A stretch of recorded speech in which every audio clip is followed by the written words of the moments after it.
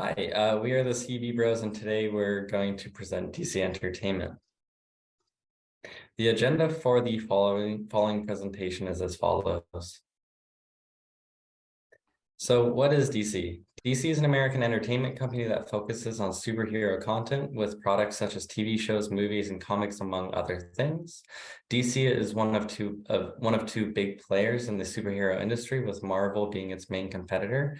And some well-known movies that belong to the DC franchise are Batman, Superman, and Joker, and it is estimated that DC has upwards of 184 million fans worldwide. Here you can see the ideal map for DC Entertainment. To create the ideal map of DC Entertainment, we use both secondary and primary sources. We mainly use data from online research to round out the map. We use answers from the elicitation stage of the interviews, especially when it came to secondary and also tertiary associations. Through our research, we identified 6 ideal primary associations for the brand DC Entertainment. These 6 were movies, quality content, TV shows, comics, superheroes, and an engaged fan base.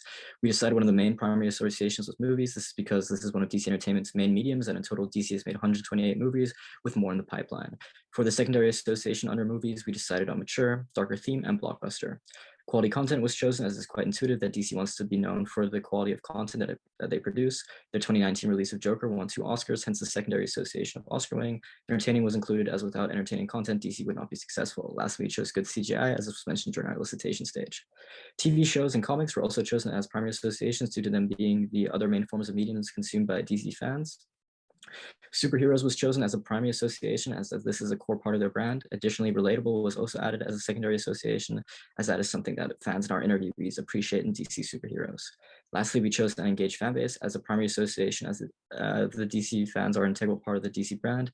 As secondary associations, we chose the next generation of fans, followed by a tertiary association of younger. DC fans are also very loyal. These fans are generally older and are considered to be super fans and somewhat nostalgic for their childhood, hence these tertiary associations.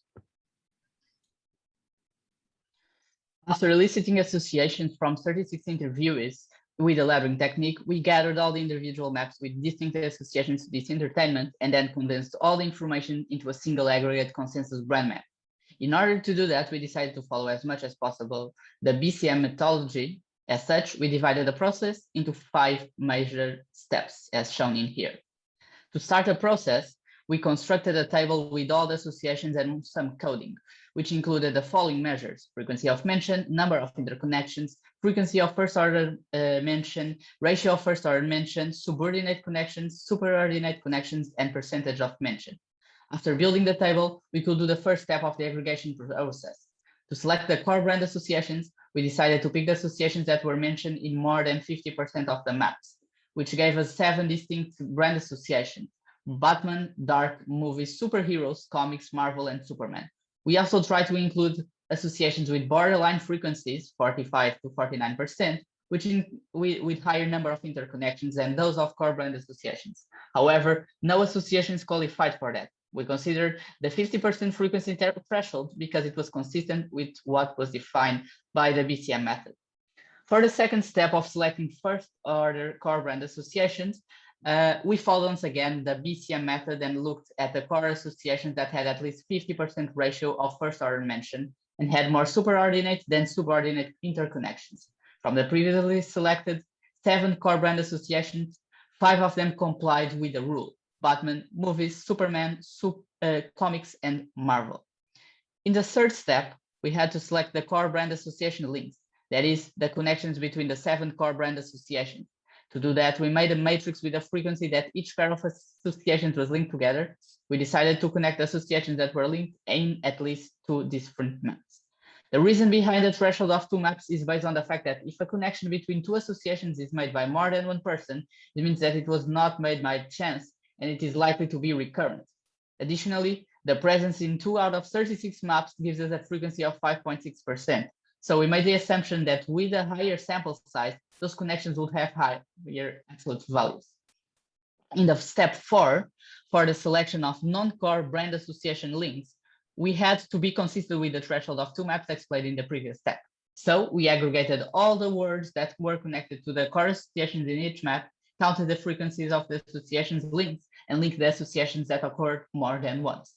Finally, for the 5th step, we selected the number of connecting lines between associations, or between a core association and a brand, by computing the average of the number of lines drawn by all interviewees in their individual brand maps and rounding up or down the values to the nearest integer. These lines represent the strength of connections.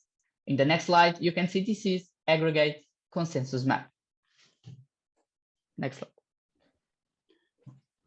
Now, these are the most important gaps between the ideal map and our result brand concept map.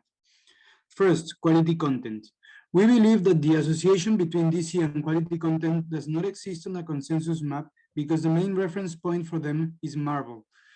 Based on our interviews, consumers associate DC with Marvel. They perceive Marvel movies to have a better quality and to be more entertaining, while as for DC, they perceive them as dark, heavy, and sometimes even boring. Although DC has more highly rated and award-winning movies and TV shows than Marvel, their productions are still not associated with the main brand. Second, TV shows. DC and Warner Bros. Have made great investments developing TV shows related to the DC universe. According to our interviews, only a few relate TV shows with DC, but the ones who do have a pretty high opinion on most of them. This reflects on our aggregation table, where TV shows is only mentioned 8 times, but with 7 of them being first order and with 14 superordinate connections. This might be explained by the fact that DC shows are overall very famous. However, there seems to be no association in the minds of the regular audience between these shows and the DC brand. Third, engaged fan base. The concept of engaged fan base from the ideal BCM is not present in the consumer's BCM. This gap may occur because of our interview demographics, considering an average age of 26 years old. Most people who know DC, and most of all the main fans, are over 30 or 35 years old. On the other hand, there is a lot of content made for young audiences, like kids and teenagers. Our participants, however, are part of the must-have target group for this industry, but a group DC has failed to capture. And fourth, relatable. Relatable as a first-order core association is the smallest gap that DC needs to fill. Our interviews show that people do find some characters somehow relatable to them. They think their characters are more real, remind them of their childhood, and feel closer and similar to some of them.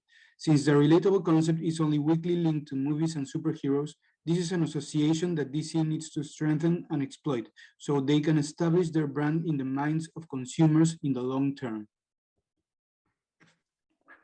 In the light of this analysis, we would like to make the following recommendations. Firstly, we wish to introduce association between DC and quality content regarding TV shows and movies into the consensus map. Introducing the aforementioned association will result in the reduction of the strength of the association between Marvel and better content and also raise DC brand equity. To do this, DC could produce high-quality standalone content that is consistent in quality. By the term consistent, we mean pieces of content that are not so far apart from each other in the view's associative network in terms of genre and style, for example, not both goofy and very serious movies, and also keeping the same character's essence and feel, as doing differently would create confusion regarding the style that DC stands for. Moreover, DC needs to change the reference point for quality content from Marvel to DC content. This can be done by using two-sided arguments in advertisements. Alternatively, comparative advertising could use both rational and affectionate stimuli to help viewers focus on the quality of the current DC content while simultaneously reducing the association between Marvel and quality content. Our second recommendation is that DC strengthens the second-order association relatable. DC audience likes the content thanks to the superheroes' characters, the background stories, and the plot, which make the audience feel familiar, close, and connected to the brand. However, the superheroes are not so diverse, which is why we believe the association between DC and relatability is not so strong. Increasing the relatability will make the brand more appealing to current and prospective viewers and increase DC brand equity. To strengthen this association, we suggest that DC introduces a more diverse cast in terms of ethnicity, gender, and personality. This could provide the viewers with more choices to relate to the characters. Besides the cast, DC could design plots or storylines that are similar or relatable to the audience. That could be achieved, for example, by focusing on creating superpowers that are not too obscene. Thirdly, we also wanted to introduce TV shows into the aggregation map. So to achieve that, we suggest DC should post their logo more often and in a more visible ways on their TV shows through advertising, trailers, openings, and endings. And they use a bottom-up processing to associate their TV shows with the DC brand itself. And they can also cast more popular celebrities like they have already doing for some movies. However, DC should be avoiding choosing the celebrity who may bring negative association to their brand image. And lastly, we wanted to introduce the first order association of engaged fan base with a focus on the secondary association, younger generation, and the nostalgia. So for the younger generation, first, we believe targeting younger audience is very important for DC. And this is because from the research, we know that consumer preference is established roughly around the age of 15 and 30s. And once the preferences are formed, consumers are decrease the willingness for trying new products and stick to the products they have been familiar with for the several years. And this is also applying for DC brand, we think they want to have fans that will consume their products for a lifetime. And in order to target a young audience, we suggest DC use the technique of informational influence and the word of mouth. And namely is to market the release of the new DC products through the opinion leaders on the social media platforms such as TikTok, YouTube, Instagram. And besides the young generation, we also wanted to introduce nostalgia to the map. And this is because we wanted to retain the older generation of DC fans. We think for a lot of them, DC entertainment is part of their self-concept when they think of their childhood. So nostalgia will be used as a positive integral effect that transferred to the DC brand directly. And to form the association, we suggest DC Entertainment should revive all the characters that were popular for the other generation childhood, for example, from their childhood comics. And that will be the end of our presentation. Thank you for listening.